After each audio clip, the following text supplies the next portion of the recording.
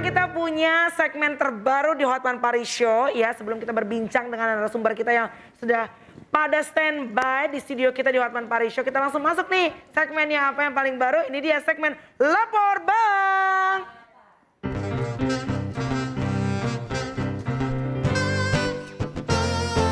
Lapor Bang.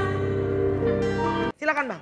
Ternyata di era pandemi ini masyarakat korban bukan hanya korban corona. Ada korban investasi bodong, ada korban penipuan CPNS, dan sekarang katanya adalah korban edisi cash atau kripto. Benar ya? Betul Bang.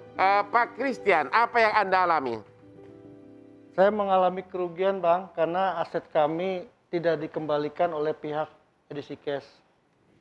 Caranya waktu itu Anda bertransaksi bagaimana? Kami menjadi member, waktu itu menyetorkan sejumlah uang. Ya.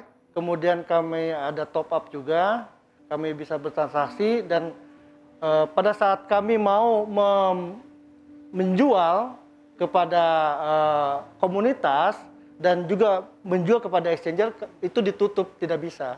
Jadi total uang Bapak yang sudah masuk berapa? Total uang saya itu 400 juta. Dan yang Bapak sudah dapat yang 0, sekian persen itu per hari udah berapa? Itu miningnya ya. Ya, apa namanya mining? Mining. Ya. Jadi Bapak sudah dapat miningnya udah berapa? Berapa lama? Udah berapa duit? Sekitar 50 jutaan lah. Sudah dapat 50 juta? Ya. Habis itu berhenti, nggak bisa dapat lagi? Belum sempat dicair karena kami berpikir nanti saja. Kalau Bapak Abdul Hamid berapa ruginya? Kalau saya kerugian kurang lebih 9 miliar. Uang Bapak yang sudah masuk sebagai modal berapa? Sekitar 1,5 M. Oh 1 M itu uang yang dimasukkan. Oke, berputar terus akhirnya jadi 9 M gitu? Betul. Bapak kenapa tidak pernah cairkan sebagian, terutama miningnya, hubungannya? Sebenarnya sudah saya cairkan selama masih aktif itu. Kurang lebih ada 2 M. Kenapa Bapak percaya? Ownernya sendiri, inisialnya AY yang sudah ditersangka juga di Pengadilan Negeri Kota Bekasi, itu ada janji buyback. Jika Anda tidak ada laku koin Anda, jual ke saya beli. Di sini sudah ada Bapak Tongam Lumban Tobing, pengawas investasi seperti ini. Ini Pak, jenis investasi apa ini? Kalau kami bisa katakan ini scam. Kami dari Satgas Waspada Investasi pada bulan Juni 2019 sudah manggil orang ini, pelakunya, dan dia memang tidak mengakui bahwa dia katakan ini komunitas dan yang memberikan bunga itu adalah komunitas lain, bukan kami. Ada izinnya nggak, izin usaha? Ada izin. Nggak ada Kemudian izin. pada September 2020 yang lalu, ini kita hentikan kegiatannya. Sudah dihentikan? Hentikan, kita blokir, kemudian kita umumkan ke masyarakat. Nah, tapi yang terjadi adalah masyarakat kita diiming-imingi dengan menambang, semakin banyak uang yang kita top up, semakin banyak penambangan kita, dan diberikan 5,5% per hari nilai koin. Tapi yang diberikan bukan uang.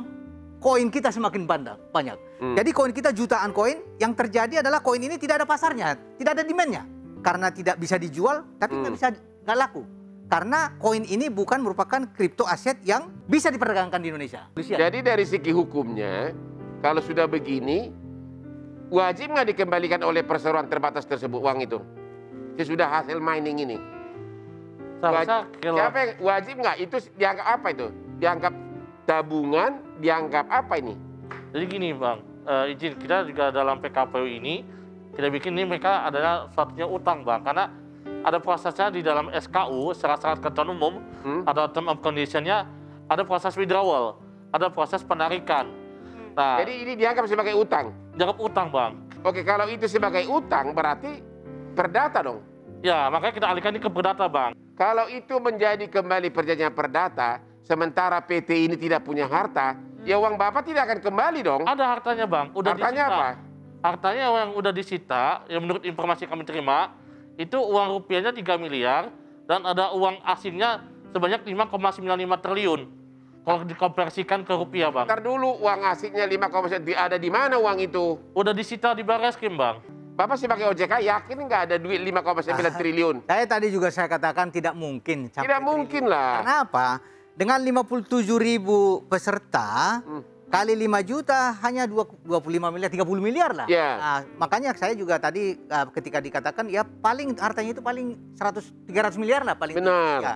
Abang ada masukan nggak nih dari segi hukumnya juga? Ya, maksud saya ini, kalau memang duit daripada si pelaku ini ada sampai 5,9 triliun, cara terbaik adalah baik-baikin aja dia. Izin Bang, saya mewakili 486 orang, Ya, itu 1,2 triliun, dan sampai kemarin waktu proses pidana, sebelum kami ajukan PKPU, kita udah ajukan ke pengacaranya, terus?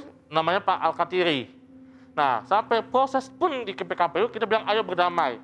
Ada uang kok. Kenapa nggak berdamai aja, biar selesai dibayar? Ya. Kenapa ada uang, kenapa nggak mau langsung bayar? Kita minta terus? itikat baik dari pihak tersangka, kok si AY sama si Akhirnya apa? Ani. Dia nggak mau. Ya dibilang nggak mau gitu loh Bang. Intinya adalah mau pilot kek, mau berdamai kek, kalau perusahaan itu selama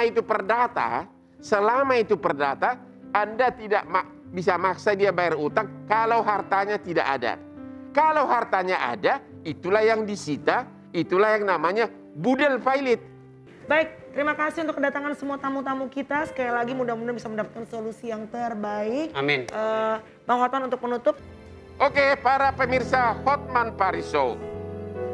Saya pernah melihat kenyataan di suatu rumah tangga di mana seorang suami yang selingkuh ketahuan sama istrinya dan si suami ini berjanji, bersumpah dengan memegang Alkitab, saya bersumpah akan tobat.